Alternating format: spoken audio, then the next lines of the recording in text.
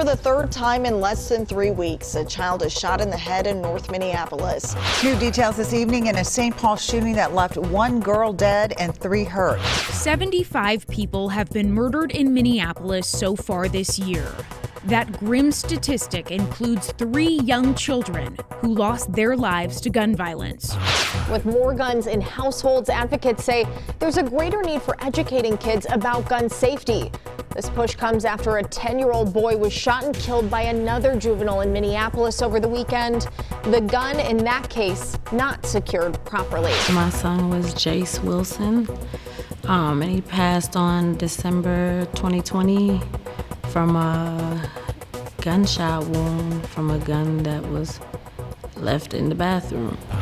Shootings are now the leading cause of death for children and teens in the U.S. Every day, 22 of them are shot. And you know your friends and your family that are recklessly carrying guns. I'm saying turn them in. That's right. Take the gun, have a conversation, get them some help.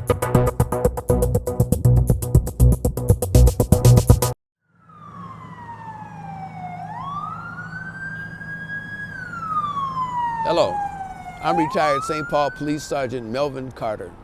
Like many of you, I've lost far too many relatives, friends, and family to gun violence. People buy guns with the idea of protecting their families, their homes, their property. But the fact is that guns are more likely to be used on the owners and members of the household. Many of these tragedies occur because someone left a loaded gun laying around the house where a child could find it. These heartbreaking incidents could have been avoided if only the gun owner had acted responsibly and left the guns locked up. We have to do something to stop this devastation. Gun violence destroys 2 lives, the shooter and the victim. Unfortunately, we can't hear from the victim, but we can introduce you to the shooters. Every day, their lives are filled with pain and regret. My hope is that these stories will help you see the destruction that can happen in a split second, in order to prevent you from making the same mistakes.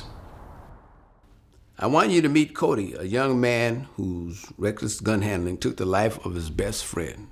Cody will have to live with the fact that he took another person's life for the rest of his days because of a game he was playing. In that particular night, I remember a couple of my friends were doing ecstasy pills. You know, all of us did have illegal firearms on us.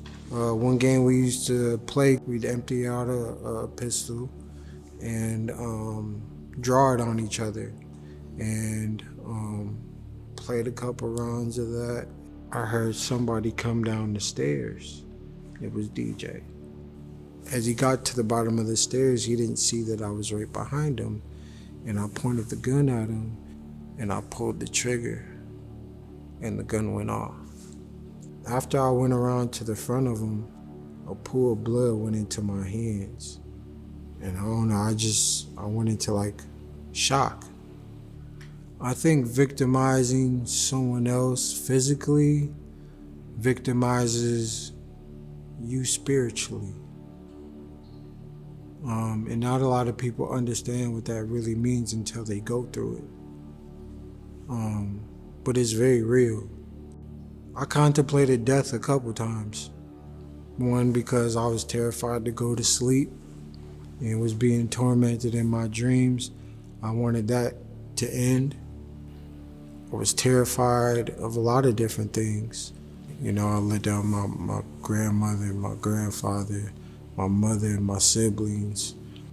You know, and I think that was probably my biggest regret, was constantly feeling that disappointment, being ignorant and doing what I wanted to do versus doing what I should have done.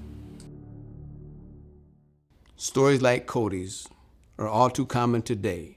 With so many guns on the street, you could easily find yourself in a situation where guns are present. Careless mistakes can happen, and they can be fatal. I want you to meet 3 men who were convicted of gun violence and served prison time.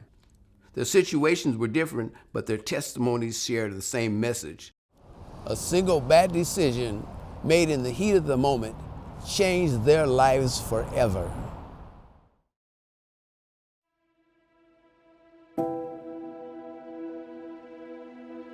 I was a young kid who committed a serious transgression, and in January of 1995, I took a man's life.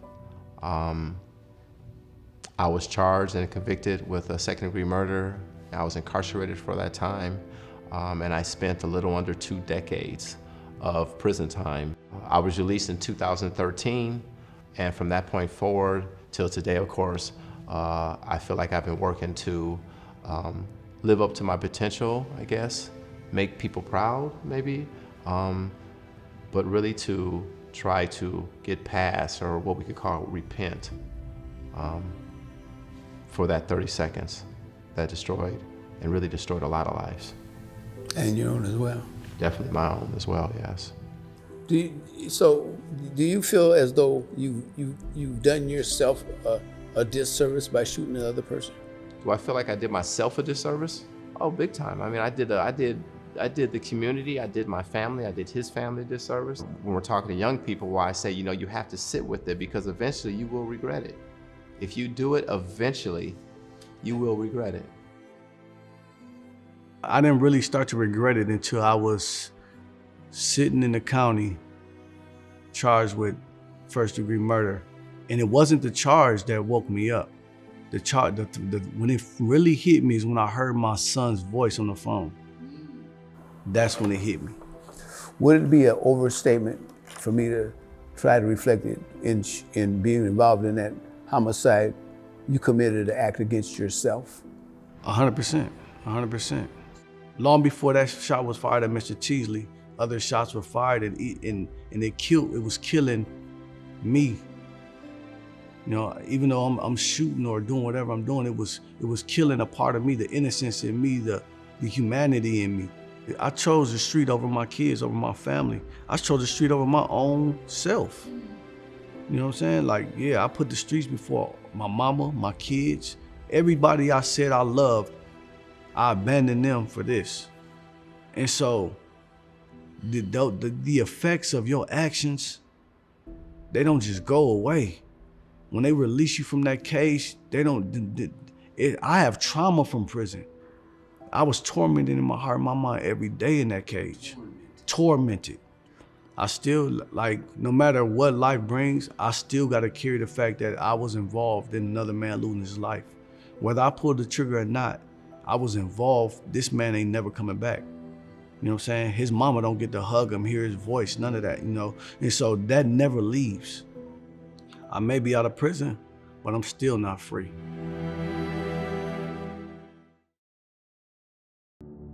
I had an anger problem. So I chose to make decisions that I was told over and over again, you do that, this is gonna happen. Not me. If you do that, this is what's gonna happen. Not me. So I chose that avenue thinking that I can break the system, break the norm. Did I ever think about what I was doing? Not one iota. It's good to pack a gun, they believe that, until you hurt someone or take someone's life. I had no regard for anyone but me. So it didn't make a difference to me. I didn't learn empathy until I started getting on my own healing path and started accepting my responsibilities for the wrong that I've done. But in doing that, I lost my son, my grandmother, my brother had a stroke and an aneurysm, my uncle died. All in the course of those 30 years, I had to find myself. So did a part of me die? I think the worst part of me died, of loneliness and shame. So what happened the day I pulled the trigger and took this young man's life? My life was taken too. So you sabotaged yourself in the pulling of the trigger? So I killed 2 people.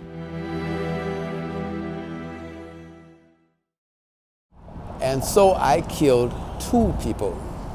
Just think about that. That's what it really feels like in the taking of another person's life. Whether the act was accidental or not, the fact is that the shooter's life is changed forever, and so are the lives of everyone else who loves them. On an average day in America, More than 130 people are killed by gun violence, and many more are wounded. But it doesn't need to be that way. Here's 8 warning signs that the gun may be possessing you. 1, you suddenly get some courage that you didn't have in the first place. You put yourself in situations that only a gun can solve. You become careless, leaving guns around the house unlocked. You need a gun to prove something.